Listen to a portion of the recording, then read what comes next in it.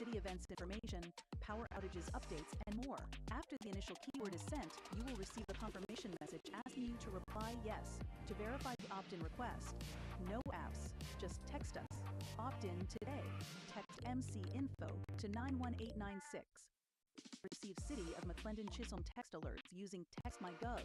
Sign up to join the city's text message notifications list to get the latest updates sent directly to your phone. Receive general notifications, such as elections announcements, city events information, power outages updates, and more. After the initial keyword is sent, you will receive a confirmation message asking you to reply yes.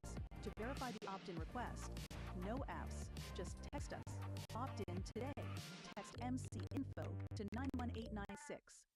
City of McLendon-Chisholm text alerts using TextMyGov. Sign up to join the city's text message notifications list to get the latest updates sent directly to your phone. Receive general notifications, such as elections announcements, city events information, power outages updates, and more. After the initial keyword is sent, you will receive a confirmation message asking you to reply yes. To verify the opt-in request, no apps, just text us. Opt-in today. Text MC Info to 91896. Receive City of McLendon-Chisholm text alerts using TextMyGov. Sign up to join the city's text message notifications list to get the latest updates sent directly to your phone. Receive general notifications, such as elections announcements, city events information, power outages updates, and more. After the initial keyword is sent, you will receive a confirmation message asking you to reply yes. To verify the opt-in request, no apps, just text us. Opt-in today. Text MC Info to 91896. Receive City of McLendon-Chisholm text alerts using TextMyGov. Sign up to join the city's text message notifications list to get the latest updates sent directly to your phone. Receive general notifications, such as elections announcements, city events information, power outages updates, and more. After the initial keyword is sent, you will receive a confirmation message asking you to reply yes. To verify the opt-in request, no apps, just text us. Opt-in today. Text MC Info to 91896. Receive City of McLendon-Chisholm text alerts using TextMyGov.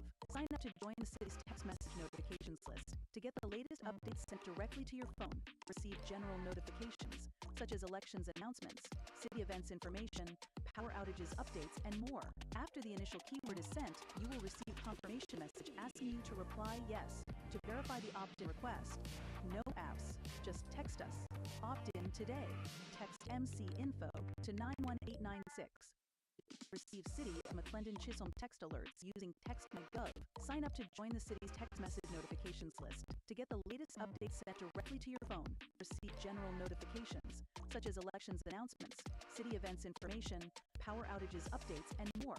After the initial keyword is sent, you will receive a confirmation message asking you to reply yes. To verify the opt-in request, no apps, just text us. Opt-in today. Text MC Info to 91896. City of McLendon-Chisholm text alerts using TextMyGov. Sign up to join the city's text message notifications list to get the latest updates sent directly to your phone. Receive general notifications, such as elections announcements, city events information, power outages updates, and more. After the initial keyword is sent, you will receive a confirmation message asking you to reply yes. To verify the opt-in request, no apps.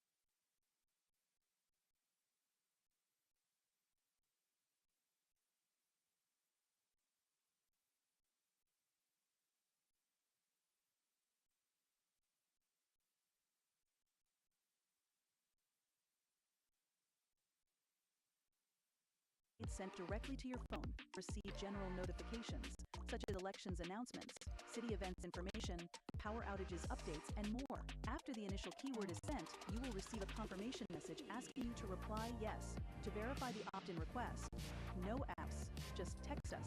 Opt-in today. Text MC Info to 91896. City of McLendon-Chisholm text alerts using TextMyGov. Sign up to join the city's text message notifications list to get the latest updates sent directly to your phone. Receive general notifications, such as elections announcements, city events information, power outages updates, and more. After the initial keyword is sent, you will receive a confirmation message asking you to reply yes. To verify the opt-in request, no apps, just text us. Opt in today. Text MC Info to 91896. Receive City of McLendon-Chisholm text alerts using TextMyGov. Sign up to join the city's text message notifications list to get the latest updates sent directly to your phone. Receive general notifications, such as elections announcements, city events information, power outages.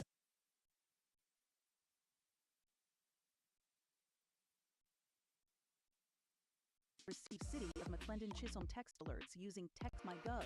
Sign up to join the city's text message notifications list to get the latest updates sent directly to your phone. Updates and more. After the initial keyword is sent, you will receive a confirmation message asking you to reply yes. To verify the opt-in request, no apps, just text us. Opt in today. Text MC Info to 91896. Receive City of McLendon-Chisholm text alerts using TextMyGov. Sign up to join the city's text message notifications list to get the latest updates sent directly to your phone. Receive general notifications, such as elections announcements, city events information, power outages updates, and more. After the initial keyword is sent, you will receive a confirmation message asking you to reply yes. To verify the opt-in request, no apps, just text us. Opt in today.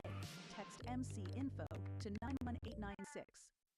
Receive City of McLendon-Chisholm text alerts using TextMyGov. Sign up to join the city's text message notifications list to get the latest updates sent directly to your phone.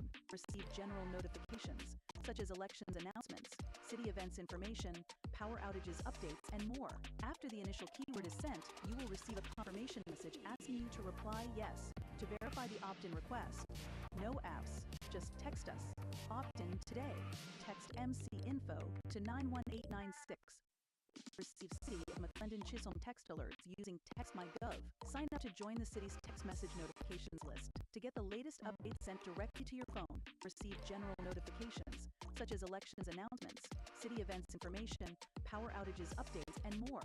After the initial keyword is sent, you will receive a confirmation message asking you to reply yes. To verify the opt-in request, no apps, just text us. Opt in today. Text MC Info to 91896. Receive City of McLendon-Chisholm text alerts using TextMyGov. Sign up to join the city's text message notifications list to get the latest updates sent directly to your phone. Receive general notifications, such as elections announcements, city events information, power outages updates, and more. After the initial keyword is sent, you will receive a confirmation message asking you to reply yes. To verify the opt-in request, no apps, just text us. Opt in today. Text MC Info to 91896. City of McLendon-Chisholm text alerts using TextMyGov. Sign up to join the city's text message notifications list to get the latest updates sent directly to your phone. Receive general notifications, such as elections announcements, city events information, power outages updates, and more. After the initial keyword is sent, you will receive a confirmation message asking you to reply yes. To verify the opt-in request, no apps, just text us. Opt in today. Text MC Info to 91896.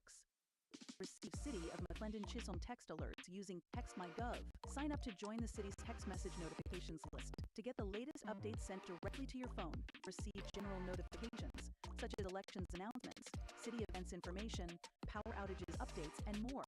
After the initial keyword is sent, you will receive a confirmation message asking you to reply yes. To verify the opt-in request, no apps, just text us. Opt in today. Text MC Info to 91896. Receive City of McLendon-Chisholm text alerts using TextMyGov. Sign up to join the city's text message notifications list to get the latest updates sent directly to your phone.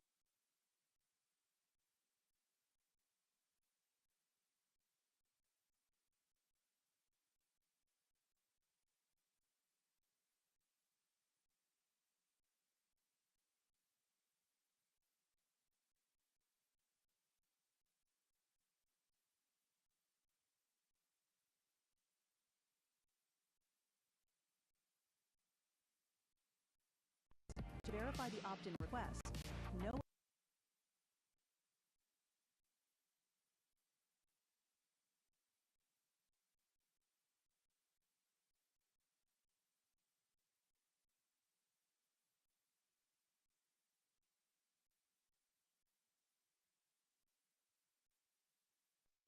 just text us.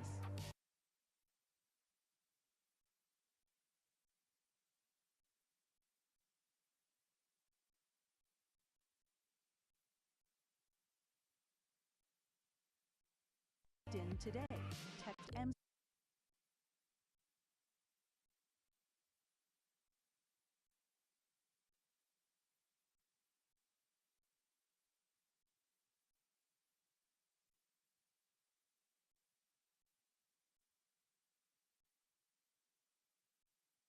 We will now call this meeting to order, and we'll start with the invocation and pledge. Could I get the invocation from you, Mr. Holla, and Mr. McLendon? Lead us in the pledges. Thank you, sir. -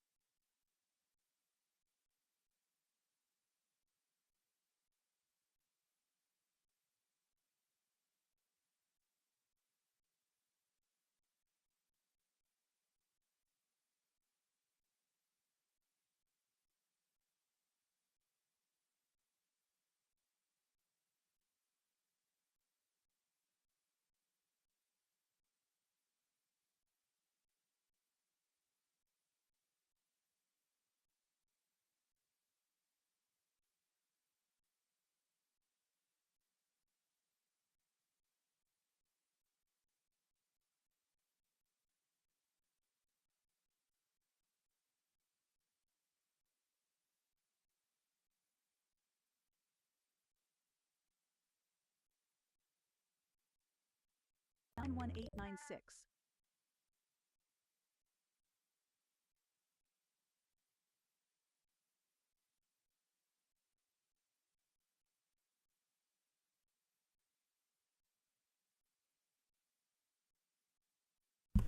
Okay,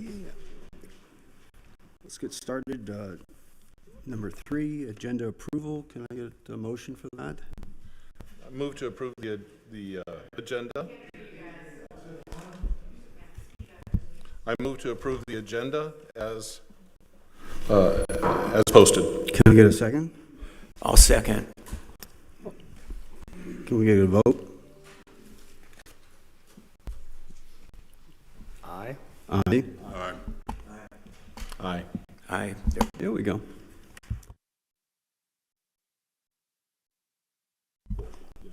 Five, 4-0. I can vote. Okay, so rules of decorum are obviously in play here. Citizens' comments, let's go ahead and start with those, and I have several here, so let's get started with Mr. Powers, John Powers. John?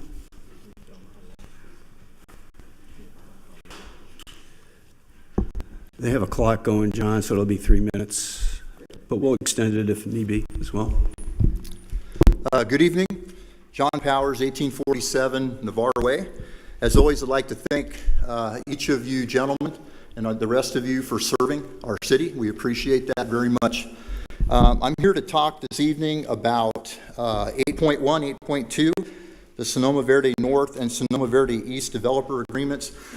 A lot of reasonable arguments have been made as to why these developments should be allowed, and some arguments against why they shouldn't be allowed. And I know that you gentlemen are all privy to that, so I'm not going to give you a bunch of details on that.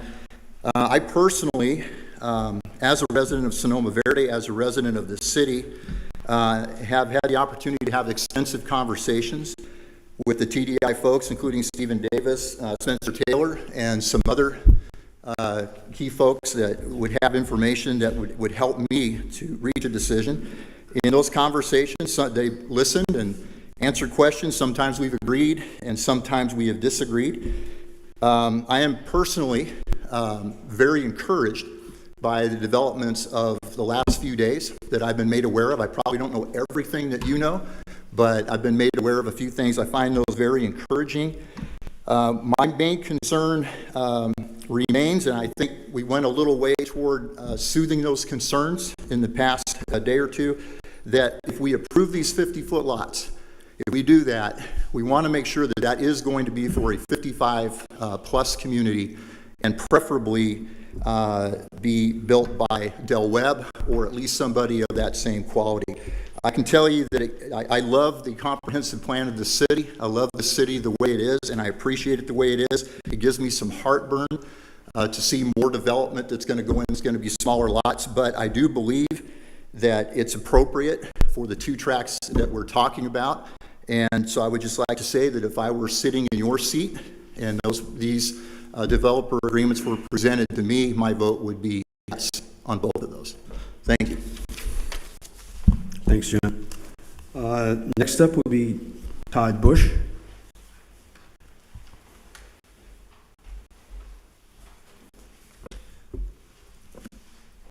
Maybe if I tippy toe. I'm teasing. No, it's fine. I've been vertically challenged my whole life, so I'm okay. Good evening. Thank you, everyone. Todd Bush, 1372 Rizzo Lane, Sonoma Verde. So for me, it's the who, what, when, where, why. Not so much the how. The why, though, is really important. Why do these developments, Sonoma Verde East, Sonoma Verde North, as they've been tagged, need to piggyback on the original development? Why can't they be separate on their own? And why that's important to me is, and maybe it wouldn't be, but I don't want to wait 8 to 10 more years or 12 years to be in control of the HOA for the existing homeowners that live there. And maybe that's not the case. Maybe the developer has a mind to turn over the HOA to the existing owners and then have separate HOAs for the other 2. Maybe. I don't know. I know that development's going to happen. I have zero against TDI whatsoever. I understand that, they're in the business of making money, and the way to do that is to develop and sell homes. I get it. What I asked for is some consideration for the existing residents, and please get this kind of language in the development agreement. No construction traffic whatsoever coming through via Toscana off of the 205. If they are to have construction traffic come through there, it will do nothing but tear up our streets worse than they already are. And as it stands right now, TDI is taking the position that because they bought from the original developer, they do not own any of the construction defects that are going on within phase 1. Well, that's a problem, and most of you know that because I sent emails with about 19 different photos. Concrete cracks, we all know it. Okay, that's fine. What's going on out there is not concrete cracking. That is ultimate failure. Maybe it wasn't compacted correctly. I have not seen, I don't know if you gentlemen have, the testing that is supposed to be done on day 28 to see if it complied with the parameters set. I don't know. I'm not privy to that.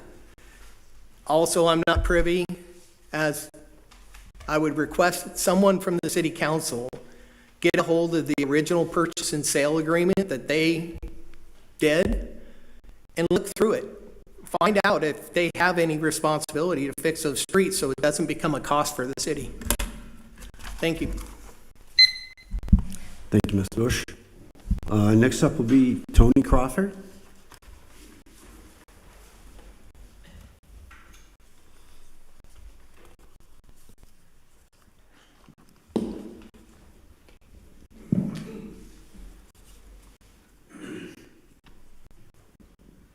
Good evening. Appreciate you letting me have the opportunity. It's Anthony Crawford, 104 Lavender Place here in McLendon. Last meeting I gave several reasons why I opposed these 2 developments, but I've looked at the facts and have reevaluated my thinking.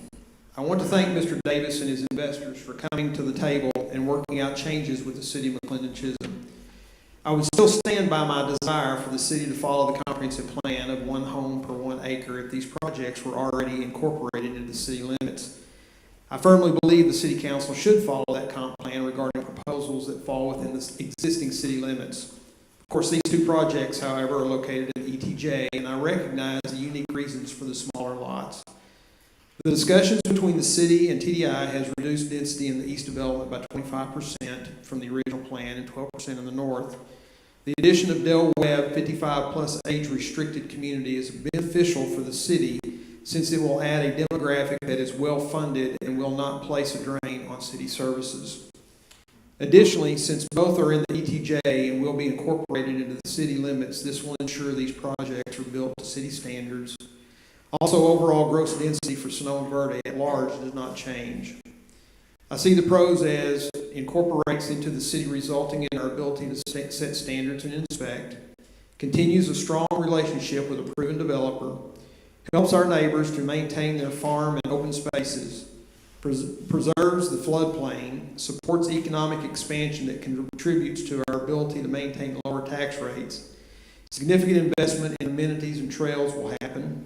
Fast tracks the modernization of Edwards and League Road, which I'm sure a lot of people will appreciate, and $18 million plus investment in amenities, and dedication of 4.3 acres to the city for future city facility. Therefore, I'm requesting the City Council vote to approve these two projects. Thank you. Thank you, Tony. Next will be David Black. Okay, now wait for it. Wait for it. My name's David Black. I'm at 1419 Santa Lane in Sonoma Verde. First, I was happy that our mayor has joined other mayors in Rockwall to lobby for city rights. It seems that the state is, a bunch of bills are coming up that are taking away our control. Yeah, which I think is horrible. Now, as far as the development agreement, there's still red lines and there's some changes that are not updated in all places of the document. So will there be a final clean draft before the vote so we can actually see everything that's being agreed to? The lessened road thickness as compared to the existing Sonoma Verde design still remains. It's less concrete than before. Has there been a credibility check on roads and traffic? There needs to be more than what the developers are doing on their segments, which is fine. But we need to connect to 550, and we need to connect to 548. We need to connect to SH205. If we don't, then those roads are just sort of sitting there. And I mean with improved road. They already connect. They just are not very well off. The east track has certainly improved in lot sizes. That was very nice to see. The density is now reduced from 480 lots to 370. And they're now 70-foot and 80-foot street lines, which is great. The north track still seems pretty unchanged, supposedly down 12%. It's very dense. But a mitigation is, as others have said, Del Webb. And I have a relative relationship with Del Webb. I have a cousin in Del Webb in their Frisco facility, and they love it. And the lots are small, and the houses are small, but it's typically too close to retirement or retired people living in them. So I think that will really help mitigate the traffic concerns for North Track. The one thing about that, though, is could it be all of Del Webb is the North Track? Then it could have a Del Webb quality, active senior amenity center just, for them in North Track, consistent, rather than mixed.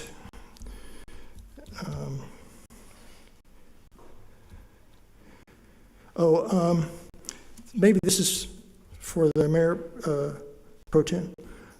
I'm not very well, I don't really understand the outer loop very much. I've seen some pictures that seem pretty bad. There's supposedly 3 choices. There's only one choice that I would like would be the one that goes way out to the southeast corner of Rockwall County and then back up. That disturbs as few people as possible.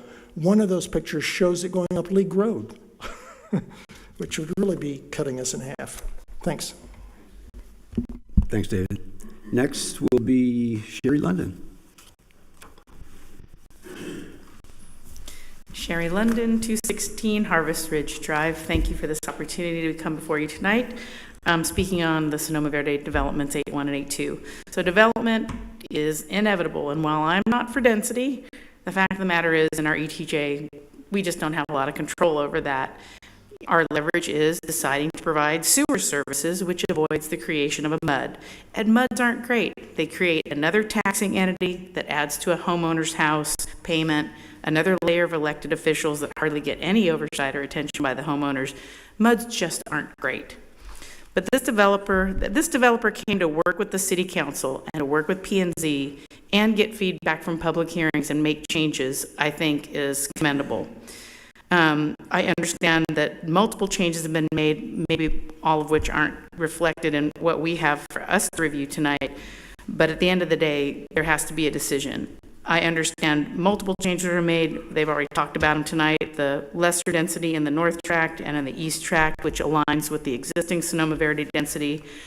The immediate road improvements on Edwards Road, which I think everyone will be in favor of, and the proposed retirement community, I think is also positive. I also want to point out what's going on in Austin this session.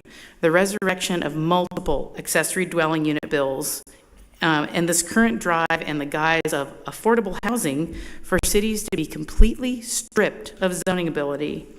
A no vote could lead to uncontrolled development, potential mud formation, and loss of a cooperative developer. Austin should call these multiple bills the involuntary mandated density bills, because that is exactly what they would accomplish if they passed, with zero regard for any ability of area infrastructure to accommodate this involuntary density. So this is a crucial opportunity for the city to shape development wisely, and an opportunity that could evaporate on September 1st of this year if things go badly for local control down in Austin this session, if these involuntary mandated density bills become law. I won't lie, I'd rather see 1 acre lots, but if this is the best and the least dense we can get in this area of ETJ adjacent to our city limits, it acts as a buffer to the very dense River Rocks development that D.R. Horton is building on our outskirts. So I encourage the council to have the courage to vote for a developer who's cooperating with getting the citizens and the council the things that they're asking for with this development. Thank you. Thank you, Ms. London. Okay, at this point, we're going to look at item number 6, which is the mayor's update on water. I am not the mayor, so I wasn't planning on updating on water. I will leave that to him next session. However, he did ask me to make comment on several memorandum that are being negotiated between Blackland Water Supply Company and the city. And so there are 3 items here. I'll just read them. One is a termination of memorandum of understanding regarding a wholesale water supply agreement between the city of McLendon-Chisholm and Blackland Water Supply Corporation.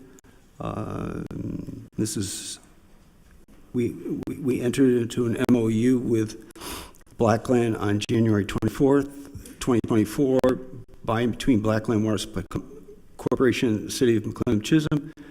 And Blackland is seeking to mutually terminate the agreement. We have not, the city has not signed on to this as of yet. It will be presented to the city, and it may be on the next agenda. And secondarily to that, there was a second one, which is included pursuant to Section 5 of the license agreement between Blackland Water Supply Corporation, City of McLendon-Chisholm, Texas entered into on October 26, 2023, by and between Blackland Water Supply Company and the City of McLendon-Chisholm. The parties hereby mutually agree to terminate the license. And so that's also of interest, and Blackland has signed that. We have not, and that will be pursued here in the next several weeks, if I'm not mistaken. And the third one will be between Blackland and Water Supply Corporation and Sonoma Verde. I'll leave that to those fellows to discuss that on their own time. Okay, so let's move on to item number 7, which is a consent agenda. I'd ask for a motion for acceptance of the consent agenda. So moved. Second? I'll second. Can we vote? All, Aye. aye. Aye. Aye. So that is voted 5-0. Okay, item number 8, Angela, will you read this for us, if you will?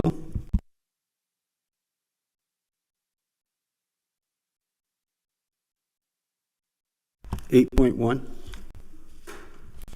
Sorry. Okay. Discuss and consider approval of development agreement between TDI GP LLC and the City of McLendon-Chisholm for Sonoma Verde East Tate Track. Can I get a motion to open this up for discussion and approval? I'll make a motion to open up for discussion and approval. Can I get a second? Second. Okay, this is open for discussion. Michael, we'll start with you. Yes, thanks. I wasn't sure if Mr. Davis is going to make a presentation or what this.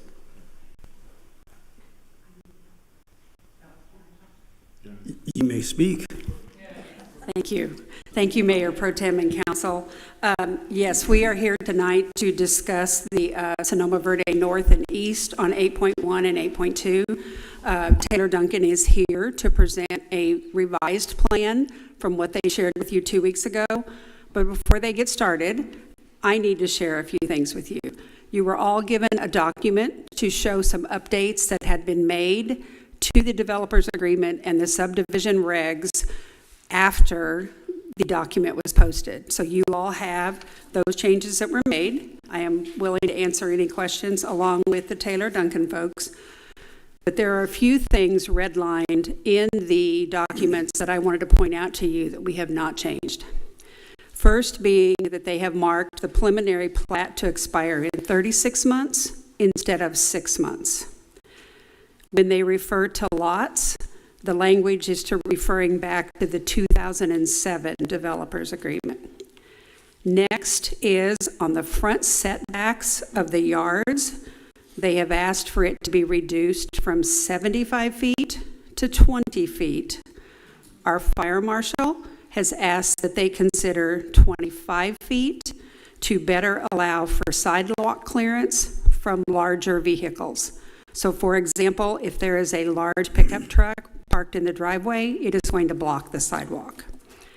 And the last one I have is on-street parking prohibited. They struck through that, which would allow on-street parking. These are just a few of the ones that I wanted to point out to y'all before they start. Now, if you want, we can turn it over to them and they can make their presentation and then you can have your discussion. This will be open for Sonoma Verde developers to come on up. Did you have something that you wanted to say? Yes. Okay.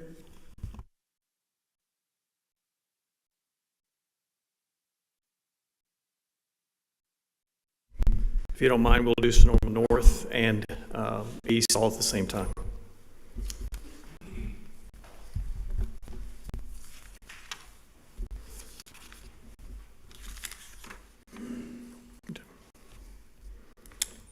Mayor Pro Tem, Council, we thank you for the opportunity over the past couple of weeks to meet with staff, a few council members, the mayor, city engineer, in an effort to refine the development agreement.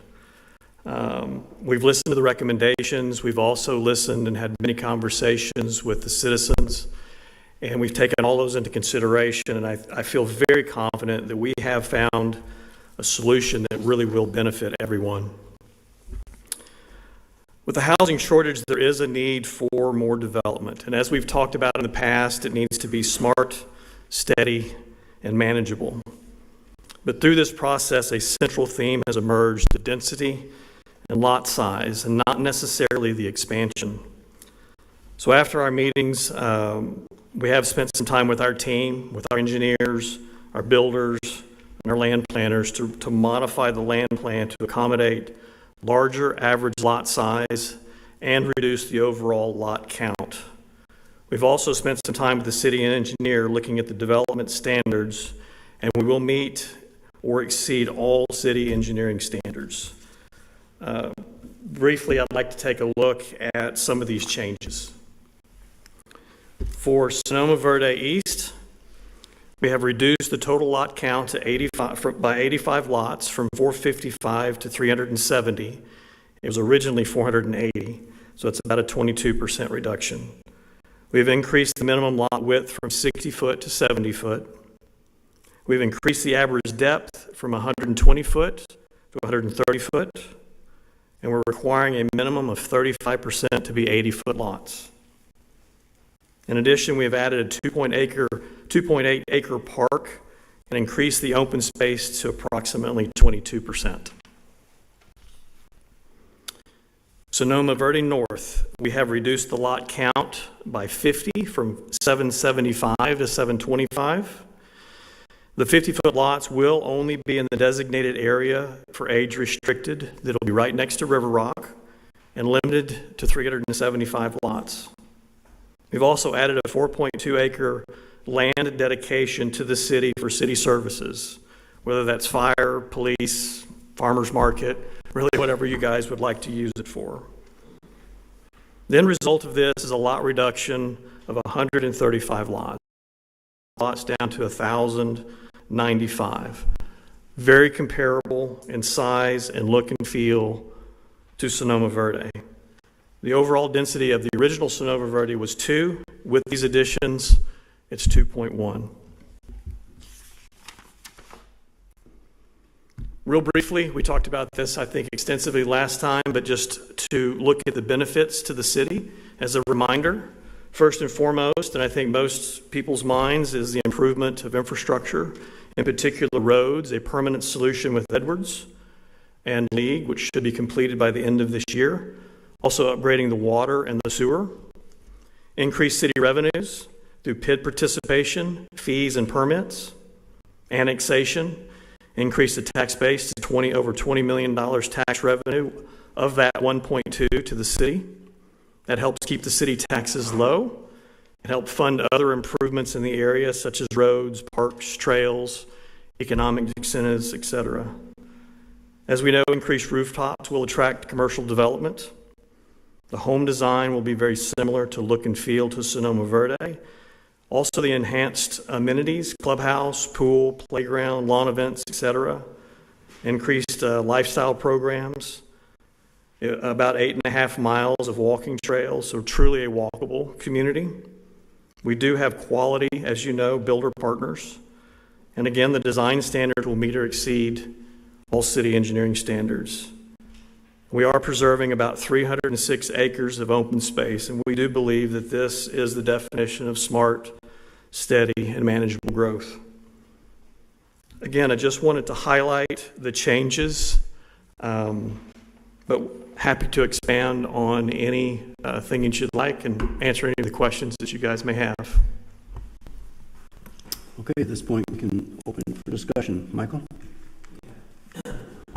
Thank you, Mr. Davis, for coming here with this presentation and taking the time this week to meet with us, and your flexibility and willingness to trying to identify mutually acceptable solutions so it becomes more of a win-win for everybody. And like any other sort of agreement, there's compromises that are made. Nothing's perfect, and I think this is a pretty reasonable approach to it given the constraints that you face.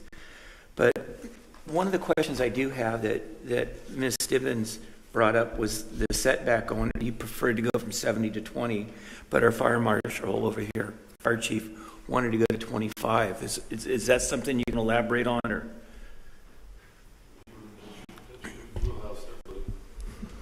So basically the thought process behind this was average length of a four-door truck, roughly 22 feet.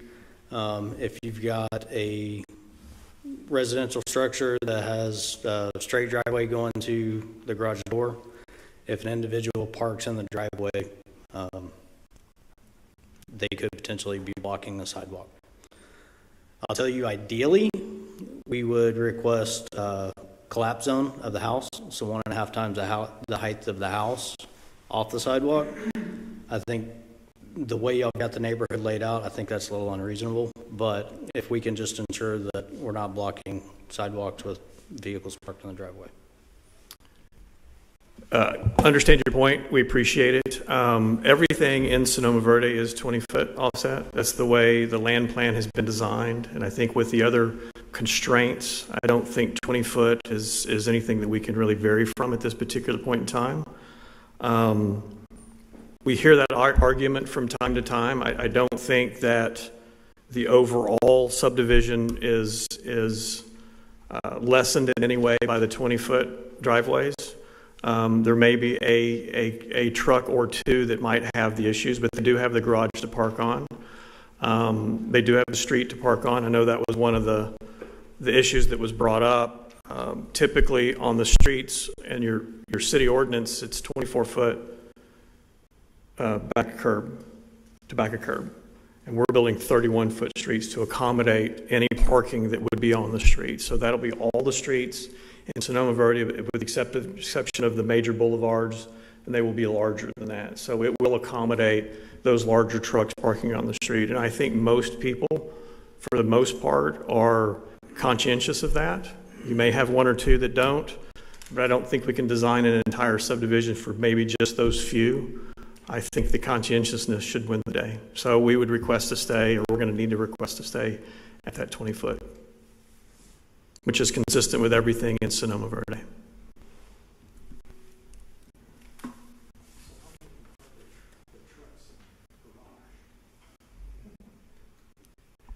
I think I'll pass down, and I have some other thoughts. I want to check some things out. Thank you. Mm-hmm. Mr. McLendon?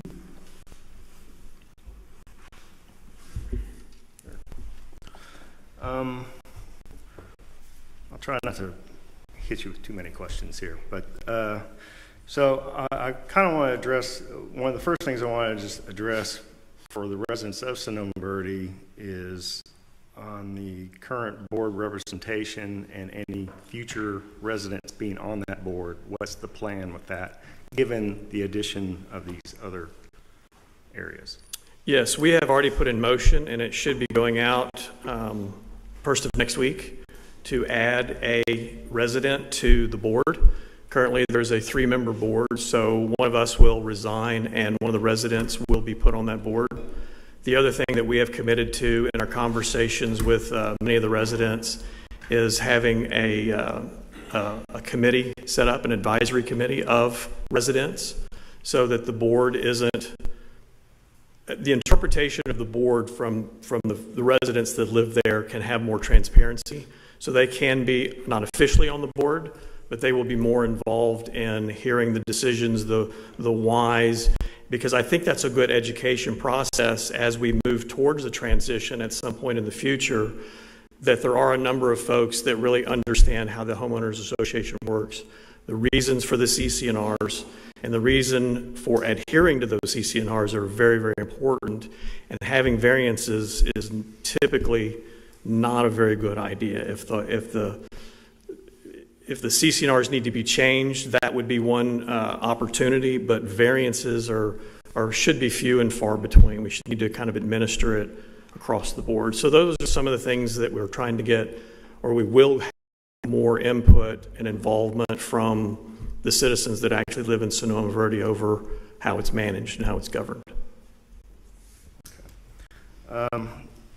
So it was kind of brought up by Ms. Stibbins, talking about the change of time frame from like 6 months to 36 months in our division regs, and from like the preliminary plan the council approves, you extended that or plat from 1 year to 24 months to, I guess, be able to do something further. Please explain why you extended all those times. Absolutely. It's just procedural is all it is. Typically, the way we do it is we come in for preliminary plat, and that is accompanied by all of our construction drawings and documents that are approved by the city engineer, and then the city council would approve the preliminary plat. Then we go do the construction, Once the construction is complete, which could take anywhere from 12 to 24 months, Section 5 and Section 3 took us almost 2 years to complete. Then we come back to the City Council for the final plat, which is typically just procedural, and then it's filed. So a limit of 6 months or a year would mean that we would be mid in construction, and then we'd have a plat that expires. So it's just simply lining up the way development is done and the way that you guys approve plats with kind of the reality on the ground out there. That's all. Why the 45-year term on the agreement? The 45-year term is typically what you have is 20 to 25-year bonds. And so those bonds cannot be, that agreement doesn't terminate until all of the bonds are completely 100% paid off. So, you have phase 1, phase 2, phase 3. It could be 10 years from now before the 4th or 5th phase is completed. And then you have 25 years beyond that before that development agreement can expire just by itself because of the debt. So that's the only reason. Once the debt is paid off, the development agreement would be, I'm assuming, we'll get legal advice, but as soon as all bonds would be paid off, I'm sure that would be the termination of the development agreement, because there's nothing else the development agreement would be doing. Okay. On the annexation timeline for each phase, I mean, what are you foreseeing in that in terms of, because I know the city has to do its part with the PIDs before annexation, but what kind of timeline are we looking at with each phase then? Very, very procedural there as well. The way we have it set up right now is with a favorable vote tonight, we will start tomorrow with creating the PID, which will be the overall PID for Sonoma North and Sonoma East. They will be 2 separate ones, and that would be the boundary of it. Along with the preliminary plat and the construction plans would also be a request for the service and assessment plan and the letting of the taxes, annexation, and zoning should be all, I would assume, on the same agenda or within the 2-week period of time. So it should all happen in a very compact period of time, and that would be done by phase as we move along. Okay. Can you explain, this is mainly for everybody in the public, why in the previous agreement the city was to get part of the roadway impact fees or a certain number of dollars, and now that's gone? Can you kind of just go over why you didn't want to do that in this current agreement? Yes, the CIP is designed for roads, as we know. The capital improvement project that was there that established the 8422 per lot. What that dollars are to be used for is the roads. And so the participation from either the developer getting the abatement on those fees or paying the fees, and the city does it. So that's basically what it is. The amount of roads that we're needing to build with the lost density to accommodate 70-foot minimums on east kind of precipitated from the financial standpoint that, and with the amount of roads that we're going to be building, that it would either be a process of paying the 84 and getting it all back, or just negating it in this agreement up front, and we'll be straightforward with you guys because all of those dollars will be shown to you guys on the PID, so you'll see everything that we're doing, how much everything costs, so it'll be very transparent. Okay. And I think it was brought up in the comments, but during the construction phase, is there anything that you foresee trying to do to mitigate cement trucks driving through via Toscana to get to these areas? Yes, and we have talked about that. I think the new procedure even today or very soon is the signage out front off of 205 that no construction traffic, and the I'm assuming the police department or the sheriff's department would.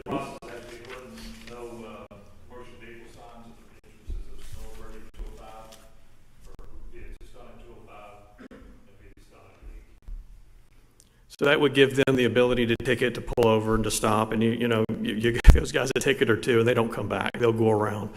As of the last time, again, it's something that's so very challenging to control as a developer because you have contractors that we have contracts with who have subs, and subs, and then they have suppliers. And so we do provide and have provided kind of that alternate route in our development. And I think that did help quite a bit with 3 and 5. I think with these, we can pick up that process and make sure that they all have the maps of what the new route or location should be. Okay. Just a couple more. This is more tailored towards the north development. In the agreement, you do specify an age-restricted adult community in the agreement, but you don't really specify the age. And I know maybe in parlance terms, it's always known as a 55, but if it's not written, it's not law. It's always been my philosophy. So can you explain, please? Certainly understand, and Mr. Hall may be able to back me up on this, but there is a very defined industry term of age-restricted, and that is 55 and plus. Also, there will be CC&Rs that will be placed on the property, and those will be extremely clear of the age requirement, as well as, again, you can be 55, but you can't have little kids. You know, there's all those kinds of things that will be spelled out in a much more lengthy document to ensure that that is adhered to by everybody in that section. Okay. And in there, you say there's a minimum of 70 acres for the age-restricted area. What size are we talking about? 60 and 65-foot lots, I guess, on the remaining areas of that north tract? That is correct, yes. And I will say, you know, that was just kind of the minimum. I think and with the plan right now, it's well more than twice that amount. And in the age-restricted area will be 50s and 65s. And then outside of the age-restricted areas would be 60s and 65s, but no 50s. Do you think there's going to be a possibility of even expanding beyond the 70 acres?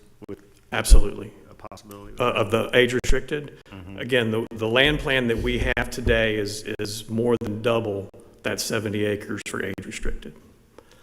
The 70 acres came from limiting the 50-foot lots times 5 point something per lot, get you around that 70 acres. That's where that number came from. Because what we wanted to do is make sure, and we were asked to do this, is put something in there that had very specific, you would have designated age restricted. So that's the reason we did that. Okay. In the east tract, you specified exactly what amenities, the minimum amenities you were going to put out there. Yes. But in the north tract, you haven't. Correct. Can you explain that? Yes. Del Webb is an entity that has their own programs. So it's not us going to be developing that. Again, I want to remind the council that we are under contract with them. Everything is looking great. We're in the 90% thumbs up.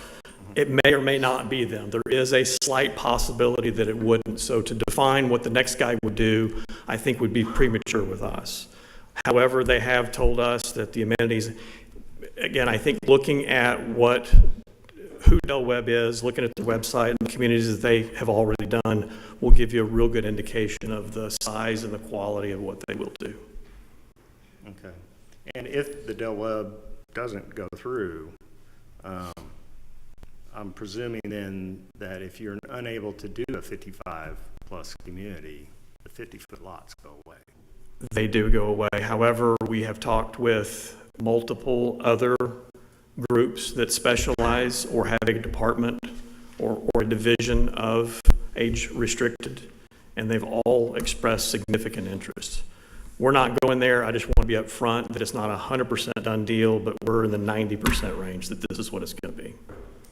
Okay, thank you. You're welcome. Thank you.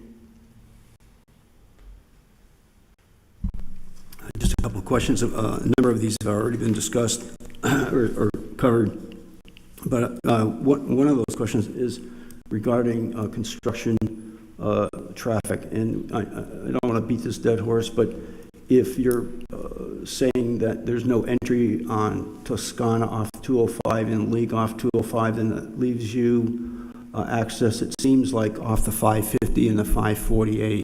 That is correct. So you would be coming on off a League Road, I assume, off the 550, and then take League into the into the site of the construction? It'll be Edwards Road from 550, the old Edwards. road. I'm thinking Edwards. That is the plan right now, that it would come through that direction, and then that would get into the north, and they could go on down to the east.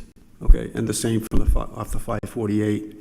548 coming that direction as well. From the south. Yes. Okay. We're going to try to avoid, or have them avoid using League Road from 205 and Via Toscana. Those are two routes that we're going to do everything we can to prevent them from utilizing. I hope so, because we'll get complaints coming up here. The folks on League Road, It all comes to me at the end. They're So very yes, we vocal. understand. They're very vocal on that. Absolutely. That piece of real estate. On the PIDs, and I think this may testify to Mr. Bush's dilemma, if I'm reading him correctly, there'll be two separate PIDs, one for each of the developments here, and then they'll be in no way connected to the previous PIDs in Sonoma Verde. Am I correct on that? That is correct. Both PIDs will be 100% independent from anything in Sonoma Verde. And further, the PID for, let's just use north as an example, it'll be one PID boundary, but then the PIDs will be individual by the phase. And so the real estate in those phases would be responsible for the payment of that particular PID. So it gets very granular on where that liability lies. Okay. On the HOA in the Del Webb, hopefully Del Webb property, that's independent of the other HOA that's in the remaining parts of the community? Yes. And are there two separate HOAs, one for Sloan and one for Tate? No, they will both be joined into the homeowners association, the Sonoma Verde existing homeowners association. However, there will be a sub-association associated with the age restricted that'll have additional restrictions and do's and don'ts. Okay. On the issue of the 55 and older community, there is a history of Sonoma Verde suggesting that they were going to have, in the 2007 agreement, I believe, that they would have a retirement community, and that would never came to fruition. So there's a lot of concern in this community, and there's a lot of remembrance from people that I've spoken to that occurred, and they're a little bit chagrined, I suppose, by that happening.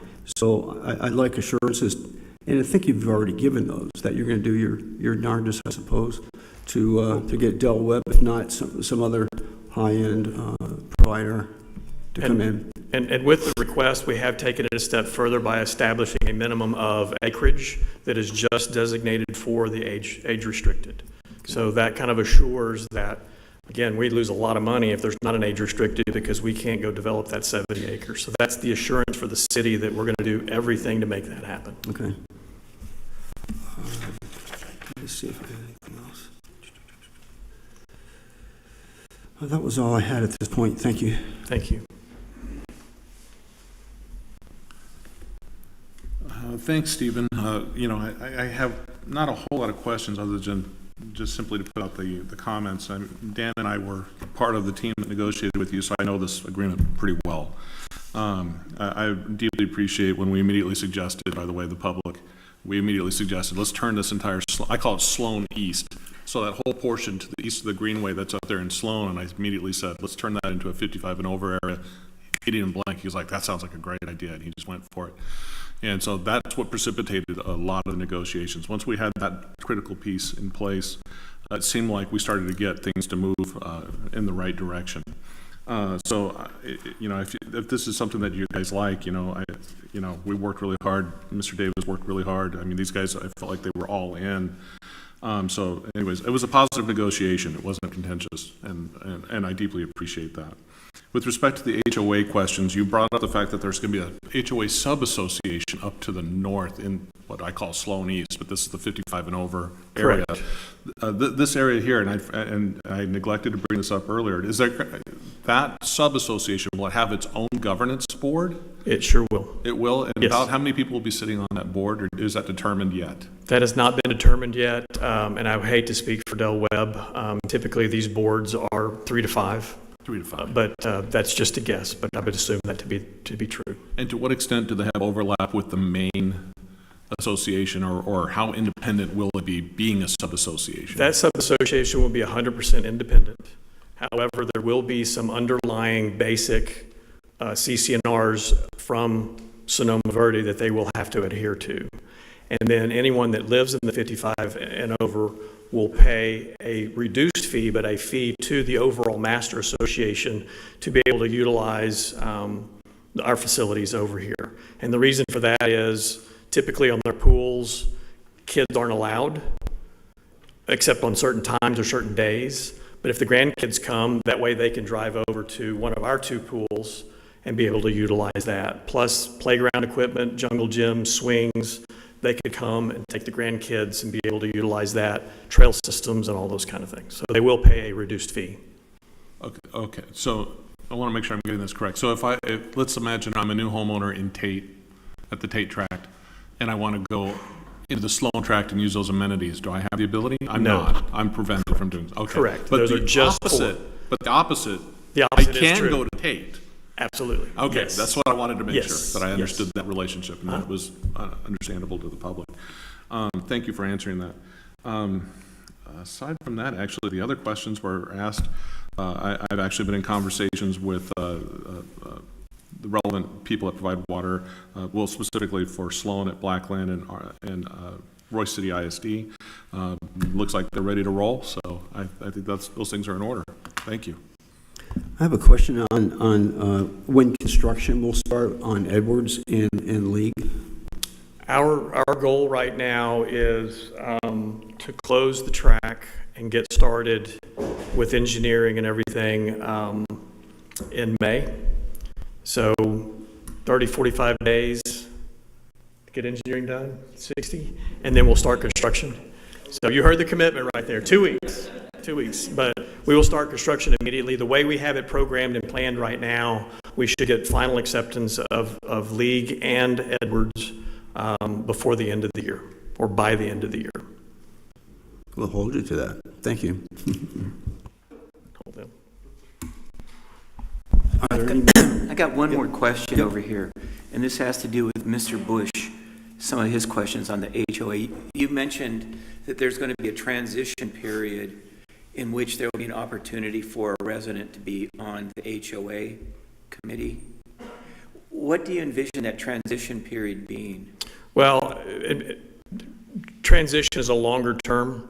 It really is, and I can't remember the exact number, but once we reach, and I want to say it's like 85 or 90% of the homes being built, then or 10 years.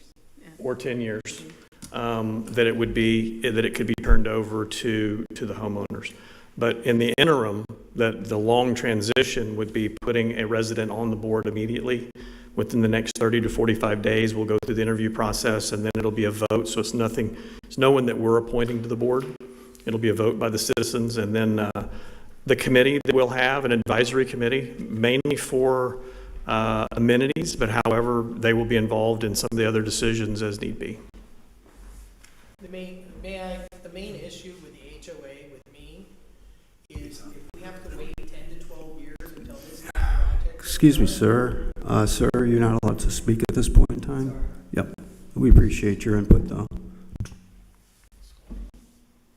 No, that's all my questions. Thank you.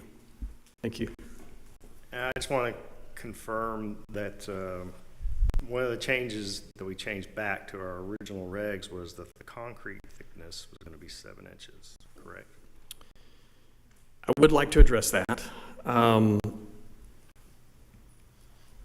There's two places in the regs. One said 7 inches, one said 6 inches. So we called the city engineer to inquire which one he would like, and this has been months ago when we were doing this, 5 or 6 months ago, and it was 6 inches. All the streets in Sonoma Verde have been 6 inches. We subsequently looked at what does Heath do? What does Rockwall do? What does, I think we did Plano and McKinney.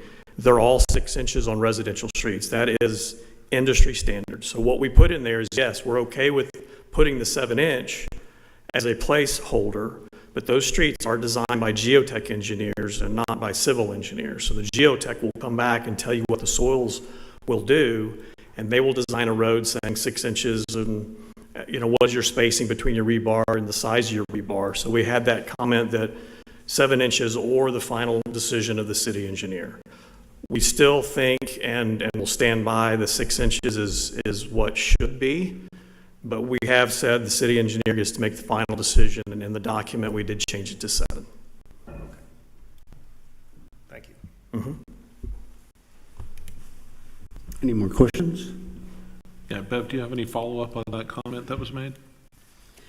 No, I would just like to remind you that any, the document that you have, the paper with the changes, if you do make a motion to approve this, that you include it with those changes, since that's not what the public saw. I have the document with the corrections, and if there's any other concessions made tonight, make sure you include that in the motion.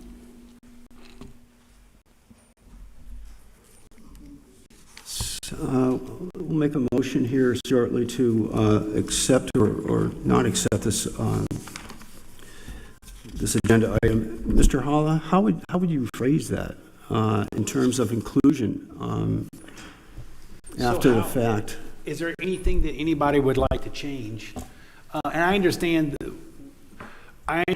that there may be red lines that were done since the agenda item has been posted, but you all have the final document. Everybody's been seeing the changes because we showed them tonight. So the council may have had them, I don't know, maybe 2 days longer than the public or something like that. So what you have in front of you, the red lines, are simply to let you know how, because we haven't approved anything. There's nothing to amend because the council hasn't approved anything yet. So all you have to do now, unless you want to make more changes, you can just I make a motion to approve the development agreement with Sonoma North. And the next item, I make a motion to approve the development agreement with Sonoma East. Unless you have other changes that aren't in there, then somebody can make a motion to approve Sonoma East subject to whatever change you've got in there. So can I get a motion to approve or disapprove on Sonoma North? I'll make a motion to approve Sonoma North. It's East, I'm sorry. Sorry, Sonoma East. Yeah. Sonoma East. Sorry, Michael. I'll make a motion to approve Sonoma East. Got ahead of myself. Can I get a second? Second. Okay. Can we vote?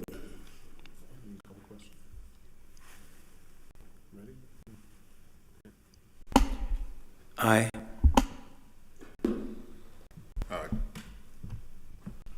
Aye. Aye. Aye.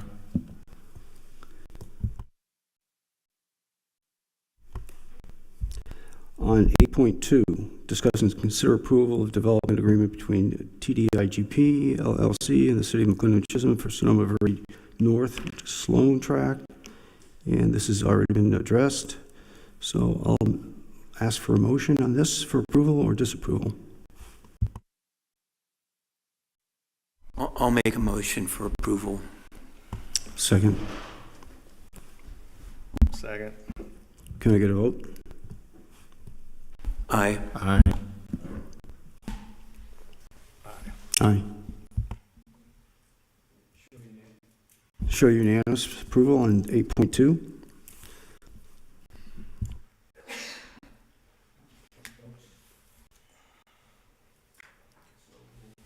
We'll push on to 8.3. President. How long this item is? I might take a 5-minute break. Okay, I don't know. On 8.3, could you give us a sense of time, how much this will take? Is it going to be lengthy? No? No, it'll be pretty short. Okay. Okay, so... Oh, memories of Conrad, yes. So 8.3, presentation and report for the fiscal year 25 first quarter, a financial update, city administrator. Okay, thank you again, gentlemen. It's hard to believe, but our first quarter has come and gone of our fiscal year. So our finance director, Jeff White, is here to give you an update. Thank you, Mayor Pro Tem and Council. Just wanted to do something now that we have a finance department, make sure that we're updating you guys more often with what's going on. So really just have a handful of things that are either where we've overspent what we had budgeted based on the time frame of the year that's passed, or any revenues that are short of where we would expect to be. So through the first quarter, everything should be 25% theoretically. However, as I'm sure you can imagine, we have certain expenses where we pay an annual fee up front, so it looks like we're going to be over budget, but we're not. So that's kind of some of the things that I wanted to address tonight. So first one is franchise income. So franchise income, and this is in your packets on the consent agenda if you want to follow along. But franchise income, we're only 8% of budget through the first quarter. The main reason for that is our primary franchise fee payer is Farmers Electric, and they paid us the full annual amount in February last year. So we're anticipating that to come in, and that will pretty much get us on track. The one other thing that slowed that down a little bit is we had a bank account change last year, and Encore wasn't aware, so their first quarter payment went to the old bank account. They're in the process of cutting us a new check for that one, or depositing that one into our new account. So I sent them that new account information a couple weeks ago.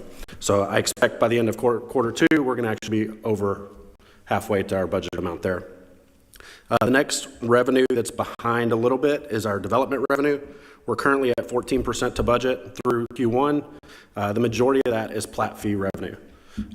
We had quite a few plat applications come in towards the end of last year. We just haven't had very many in Q1 yet. Obviously, there's quite a bit of potential development going around that'll hopefully get us caught up on that in the next quarter. But that is the main reason. Everything else is in that category is pretty much in line with where it was last year. Next are some expenses that are higher than we would have hoped at this point. First one is the water bill for City Hall. Our water bill has ranged from 100,000 gallons in a month to 6,000 gallons in a month. I personally don't believe that that's very accurate. So I am going to take a look at our meter and try to track and figure out what's going on, because our most recent bill was only 6,000. If we had a leak, which is what I would think with 100,000, it wouldn't have just rectified itself over the past couple months. So that is way overspent. I know Conrad had addressed that in the past with the larger pipe. It's just more expensive here, but still, it's even more than we would have expected. So, yes, sir. Does that include the firehouse? That is just the City Hall one. The fire one's they've got their own separate bill. Okay. And do we see a big variance that follows what's happening at City Hall? If you see one doing this and the other one's staying relatively steady? Honestly, I did not look at that because they're not overspent the way we are over here. They're on track, so I think theirs is more level. They also have a smaller pipe, so their base fee is a lot less than ours is at City Hall. If I can interject just a minute, I am going to speak to High Point about getting our connection lowered here on this building, which will lower our rate. That's appreciated. Yeah, the base fee is a big chunk of our bill every month. Obviously, that huge variance in gallons used that doesn't really make sense is a part of it at times. But the next item is training. So our training budget includes both training and travel for staff and for council and the mayor. So our past staff and council did not do a whole lot of traveling for training.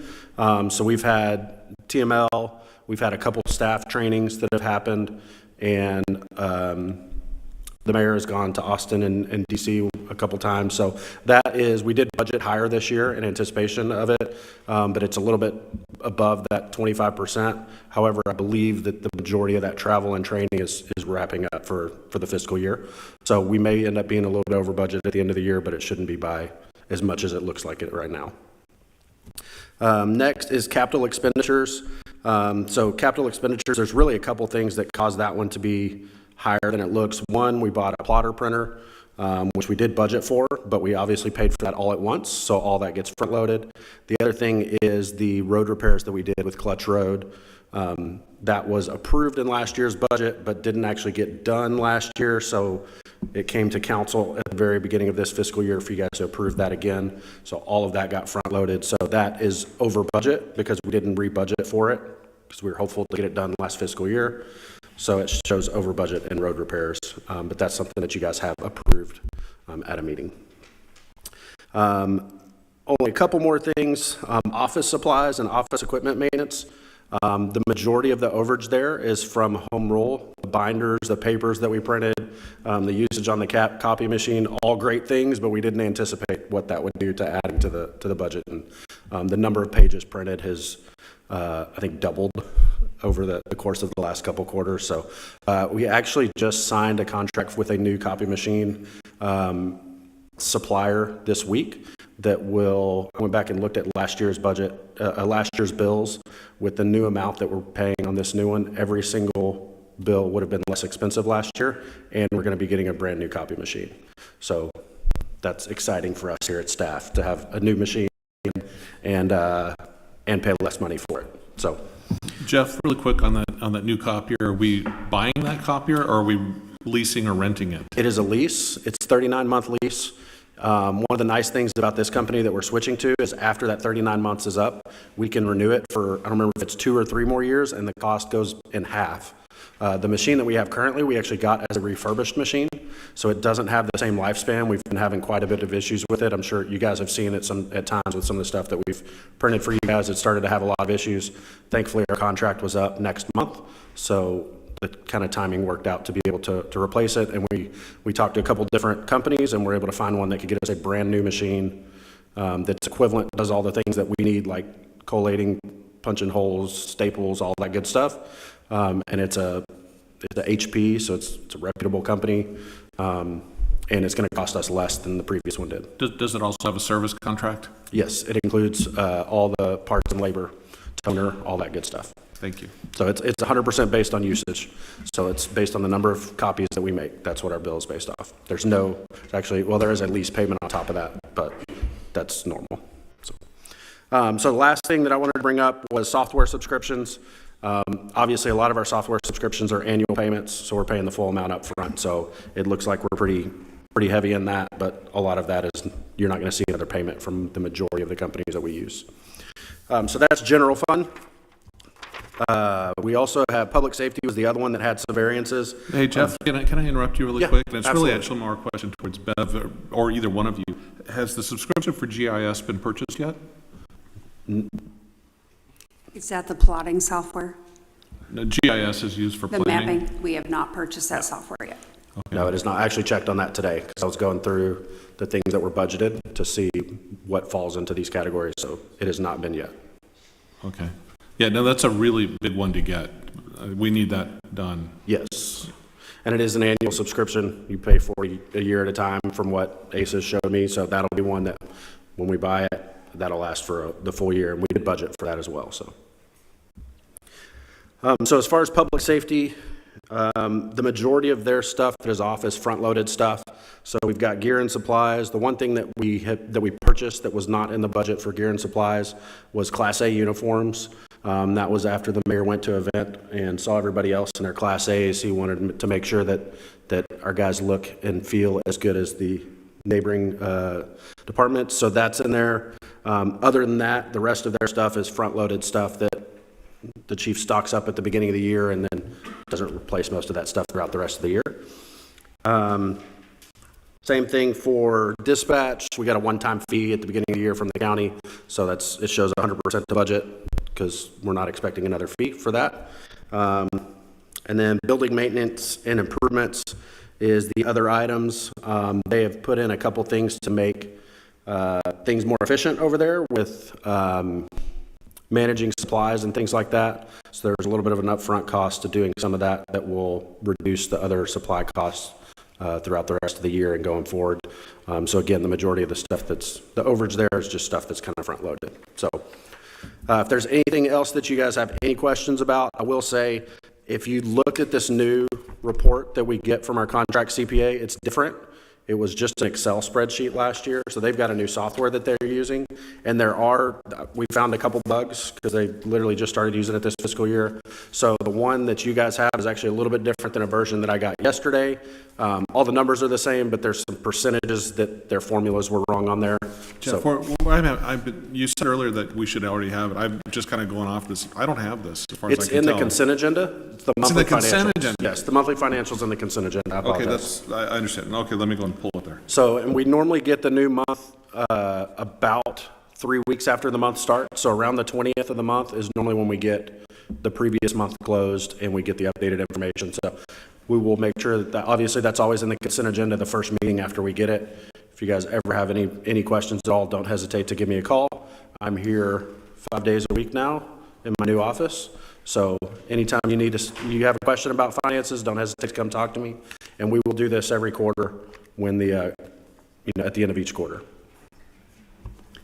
Thank you, Jeff. Appreciate it. A lot of good information. Let's move on to 8.4, discussing consider approval of interim city administrator to explore selling the old fire station at 1250 Highway 205, McLendon-Chisholm, city administrator.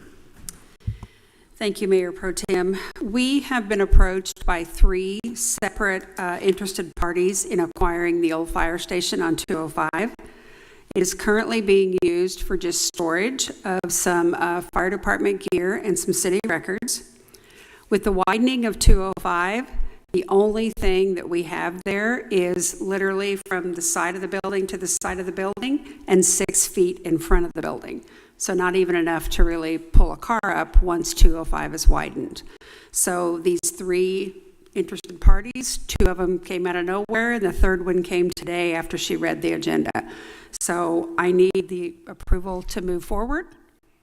The city attorney has suggested that we go to a sealed bid process and let people give their offer and open them all together and make the decision. This is interesting because I assume that that building was going to be just torn down and it was relegated to being paved over. But however, there seems to be a cutout here that exists, and it's interesting. And TxDOT is aware of this, so we don't get any. Yes, it is 0.13 of an acre that we own, which is literally, Chief will attest, it is from side to side of the building and about 6 feet in front of it. That is the square that we own with that building. Interesting. Okay. Could be. Is there any interest from the Rockwall County Historical Society for maintaining? The building itself is in pretty rough shape.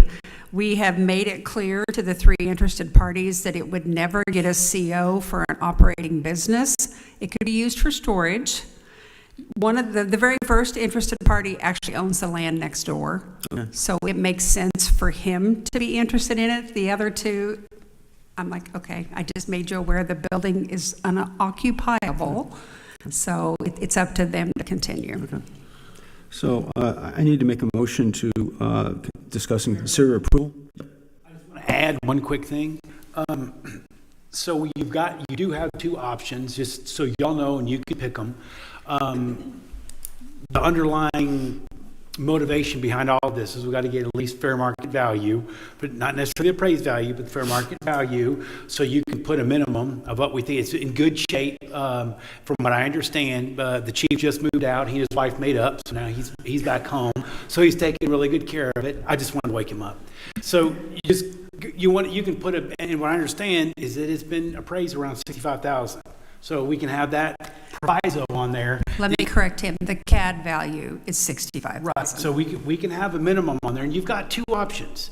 253-008 local government code, you can do the auction, or under 272-001, you can do the sealed bids.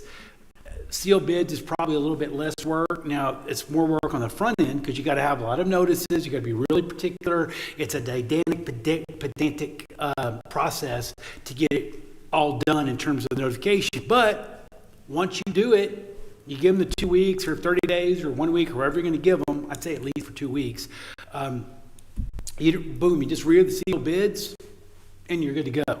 So although there's more work on the front end, it is a little bit easier once you've gotten that done. So I always think the sealed bid is a little bit better and then to have a minimum, but I would encourage the council in the motion to pick one of those 2 ways. Hey, I make a motion to sell the old fire station on 5 by sealed bid or by auction or whatever. That way staff and I can get we can get going on the notification process, the postings that we have to do, the publishing we have to do, and we'll know which one to go. So just a quick one on that. Just to make a motion to open this for discussion. I don't think we ever did that, correct? And so, can I get a second on this? So we got a second. And so for discussion purposes, let's follow Mr. Hollow's lead on this. And is there anyone entertaining a desire to go to a sealed bid? It sounds like that might be the more productive approach to this. Michael? Waiting for a second on this. Jerry nodded his head. I accepted that. Oh, okay. He said it under his breath, I think. Did you? Yeah, he did. He did. I'm sorry. We all remember. Okay. Yeah, I mean, as far as discussing this, I think a sealed bid sounds reasonable. I just don't know the difficulties of all the procedural requirements that Mr. Holla identified. We're not on any timeline for getting this done, so. None of this stuff is really particularly complicated in terms of, it's just busy work.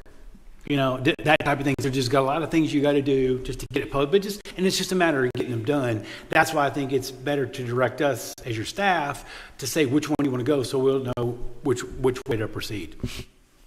Thank you for the clarification. You in line with this, Chief? It's whatever the city wishes to do. We do still own a building, and I say that because it is literally the propane tank that we used to have. Can everybody hear me okay? The propane tank that supplied the propane to that building doesn't even sit on our property. The septic tanks didn't even sit on our property. There was agreements way back in the day for that to be done. The building, like we said, we use it for city storage. We store pub ed equipment in there. We've got all of code compliance. Now that he's code compliance to streets, we do have a lot of his equipment stored in there too. The good thing about this, if they do sell it, that we have another building that the city owns down off of 548 that has been talked about. That has good bones. That's good property there. I'd rather see the city invest money into that building and some expansion inside the building and additional offices, and that could eventually be public works, whatever the city decides to do with it down the road. But I think the money would be well invested in that building. We shouldn't put any more money towards the existing building now as we speak.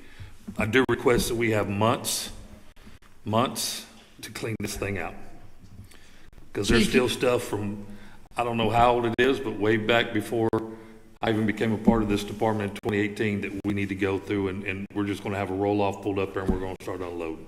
But then we've got to reorganize and make sure we get our other building on 548 kind of cleared out to where we can house all of his trailer with his additional equipment and all that stuff, and our pub ed trailer and additional supplies we keep off-site. I know the city has some records in there. The office space, which is a secured space by keypad, they do some off-site records there. So I don't know if the city has other options, or would they rent an off-site storage somewhere to be able to house those records if they're still required to be retained. They may not be, I don't know.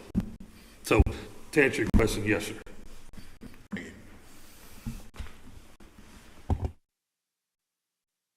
Mr. Brewer? Nothing? I'm good. Today? You said you received 3 unsolicited mentions of interest, or actually offers. Did they actually put a number to it? No. They have not. 3 They just said, if you're selling, we are interested, is what they're saying. The first gentleman that came in on day 2 for me and said, I've spoken to the chief and he said it's up to the city, and I have not been able to get a response for a year.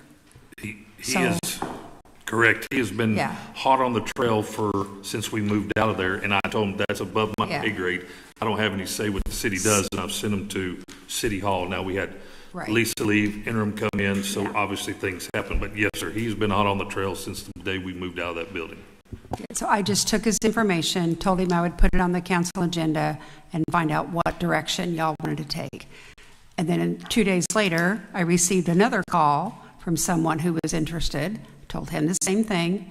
Today, I received a third call from a resident who saw it on the agenda and said, well, I'm interested. What are you doing? So I have a list and phone numbers to let these 3 people know what our actions are going to be going forward. Do you find that their interest is more it's probably not in the building, obviously. It's in the location, right? Is that? For the first gentleman, since he owns the land next to it, it is an asset to him to just have the additional land and maybe the building for storage. He didn't say what he wanted, he just showed the land next door.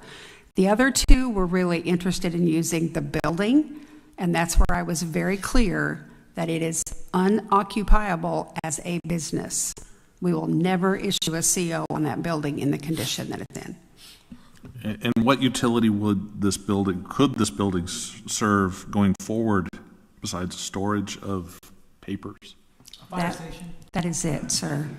That is it. And without some repair, from what the chief has told me, it probably wouldn't even serve for storage for us much longer.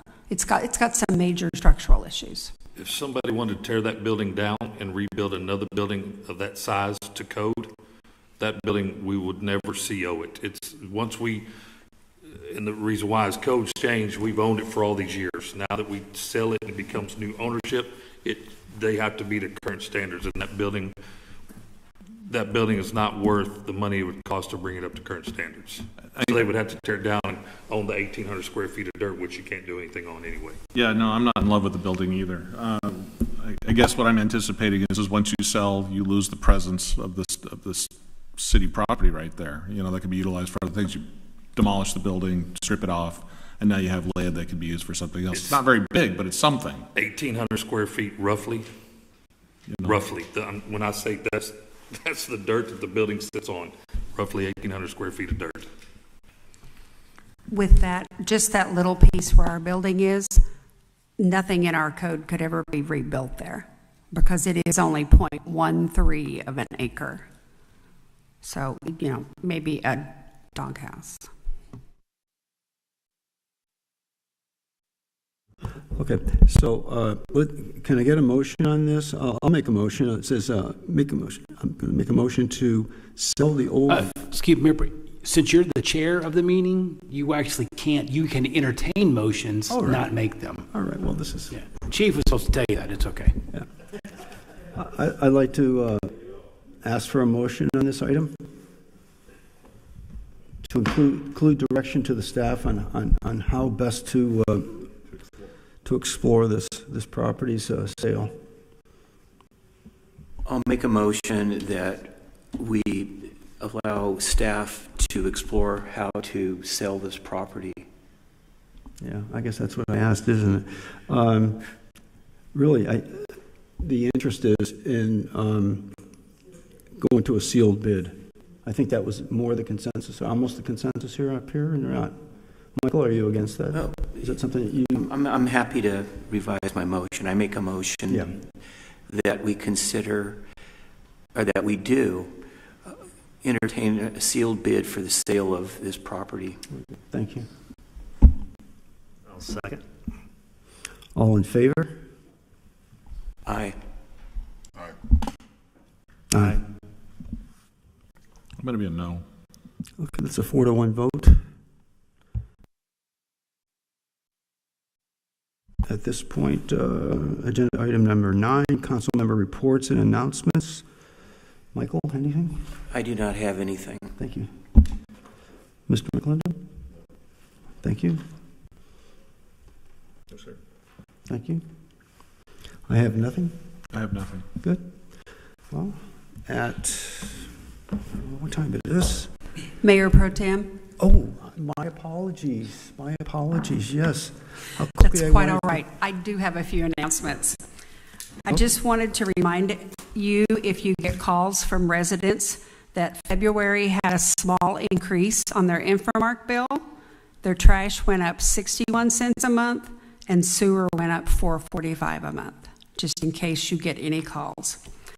Then I would like to share that Chief Simmons. Can I interject here? Absolutely. The 445, was it, on the sewer? Was that not a pass-through from Rockwell? Am I mistaken on that? I believe it was. I'm going to let Jeff answer that one. Because, Jeffrey? Yes, Rockwell went up roughly $100,000 on their pass-through cost to us this year for wastewater treatment. And we did, Ms. Stibbins and I kind of hashed the numbers this week just to make sure that we weren't going to be in the red with it, and we are almost at a complete break even with it, assuming no major issues with any infrastructure this year. So in other words, it's a pass-through with increases coming from Rockwall going through us, and we didn't increase on top of what they were asking for in terms of an increase. Correct. We got it as close to a break even with obviously some expected maintenance cost, but as close to a break even as we could so that we didn't have a huge jump. If you look at the wastewater treatment survey that we got done here, I think a few years ago, it shows we should actually be at like $81. We're at like 78 and change, if I remember right, was the final number. So we're trying to make sure that we stay behind that as best as we can, but allow ourselves to obviously have enough money to make repairs as necessary. Okay. Thank you. Okay, and then my next announcement is that Chief Simmons and his crew will soon begin to build the paver walkway to our Veterans Memorial Tree and place the plaque. You know you're supposed to do this, okay. We were scared for a second, didn't know where. What, when I said Chief Simmons, you got a little scared? Good, I like that. I like that. And best Okay. of all, that was an item that was in the budget, and Chief Simmons is committed to doing it for less than we budgeted Way for. under budget. He did tell us that. Okay, and then you have a flyer on your desks for the Easter extravaganza, which will take place Saturday, April 12th from 10 a.m. to noon here at City Hall. We are going to do a call out for volunteers from our HOA leaders to try to get some young parent families to come help with this. We also are calling out to vendors and sponsors for the event. And the last thing I have is to invite the 5 of you to join me at the Rockwall Chamber Award Dinner on Thursday, February 27th at 5:30. The theme is sequins and sneakers because it is held at the Amerisports facility, so you have to wear rubber-soled shoes, no heels, no wingtips, no boots. And so if you guys could let me know by the end of this week which of you would like to attend, we will have a good evening. And that's all I have. Thank you so much. Okay, any other comments, desires to speak? Okay, at 7:56, we are adjourned. Thank you.